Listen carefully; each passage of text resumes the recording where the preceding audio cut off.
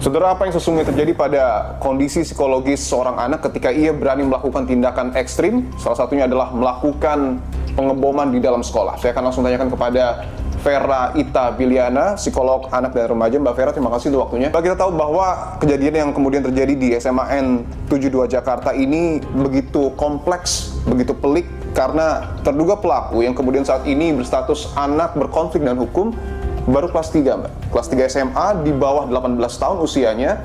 Apa yang sesungguhnya membuat seorang anak dengan berani melakukan tindakan ekstrim? Kondisi psikologis apa yang kemudian dapat Mbak Vera baca? Yang sudah pasti ini adalah akumulasi dari kebutuhan-kebutuhan emosi yang tidak terpenuhi oleh si anak ya, dari lingkungan. Dan ada perlakuan-perlakuan yang membuat anak ini memiliki emosi-emosi negatif. Kalau kita bicara emosi negatif itu sedih, marah, kecewa gitu ya, ingin membalas rasa sakit hatinya seperti itu. Jadi ini akumulasi yang saya rasa nggak datang tiba-tiba ya gitu ya, tapi ini sudah berlangsung lama. Anak yang kemudian berkonflik dengan hukum ini merasa sendiri. Tapi ada juga pernyataan yang cukup menarik, Mbak, bahwa anak ini juga memiliki perasaan tertindas, bahkan hingga dendam. Apa yang kemudian dapat terjadi dengan seorang anak yang kemudian memiliki dua perasaan itu? Ketika anak mengalami perasaan seperti itu, sebenarnya ada dua kemungkinan. Mereka jadinya menarik diri, merasa memang dirinya tidak berguna, tidak berharga, tidak ada yang suka sama dia gitu ya. Akhirnya kecenderungannya ke depresi atau kecenderungan untuk bunuh diri. Tapi ada juga anak yang memang ingin menunjukkan powernya, bahwa saya juga punya sesuatu kok, membalas rasa sakit hati ini gitu ya. Saya juga masih punya kekuatan, saya bisa melakukan sesuatu yang bisa bikin kalian jadinya terperangah lah atau apa gitu ya. Ketika ada seorang anak ataupun seorang remaja, siswa yang kemudian berani melakukan tindakan ekstrim, meledakkan bom rakitan di dalam sekolah, ini harus dipicu karena kemarahan. Iya, kalau dilihat dari tindakannya ini pasti ada rasa marah. Artinya ada potensi mungkin perundungan? Mungkin dugaannya ke sana, indikasinya mengarah ke sana. Jadi kan ada merasa kesendirian gitu ya, merasa tidak dipahami oleh lingkungan gitu ya. Jadi begitu misalnya kelihatan berbeda dari teman-temannya, nah ini memang ada kecenderungan untuk dikucilkan atau dijauhi, karena itu kan sifat manusiawinya manusia gitu ya. Nah, di satu sisi teman-temannya kan juga seusianya sama ya, sehingga mereka juga butuh bimbingan, butuh dorongan, butuh arahan. Nah, arahannya dari mana? Dari sekolah, karena ini kejadiannya di sekolah gitu ya. Jadi mau nggak mau guru lagi gitu ya, guru yang bisa memperhatikan, jeli dan mau mengekstra energinya untuk ini gitu ya. Nah, tantangannya adalah guru-guru kita gitu ya, terus terang memang beban akademis, beban untuk administrasinya sangat banyak gitu, sehingga yang diperhatikan adalah aspek akademisnya dari siswa saja. Padahal kan siswa ini kan banyak aspek lain gitu ya, aspek emosi, aspek sosialisasinya. Nah, itu juga butuh kehadiran guru.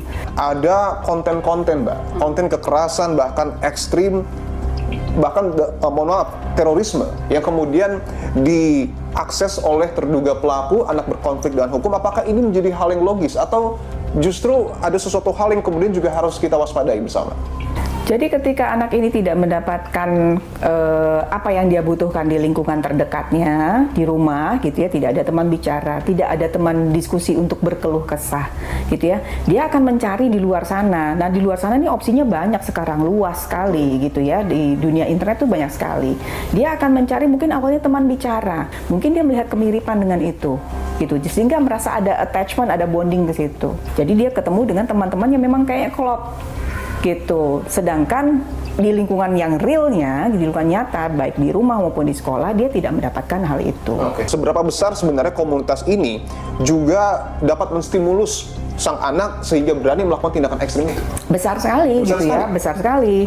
Tapi kalau misalnya value-nya di dalam komunitas ini adalah kekerasan is okay gitu ya, violence is okay, gitu, kamu membalaskan rasa sakit hatimu dengan menyakiti orang lain juga nggak apa-apa, ya udah itu di-adapt sama si anak ini. Oke. Gitu. Jadi dan kenapa dia mudah mengedep? Karena dia merasa nyaman di komunitas ini, kelompok ini. Tadi saya katakan kan dia butuh tuh ya diterima di kelompok tertentu.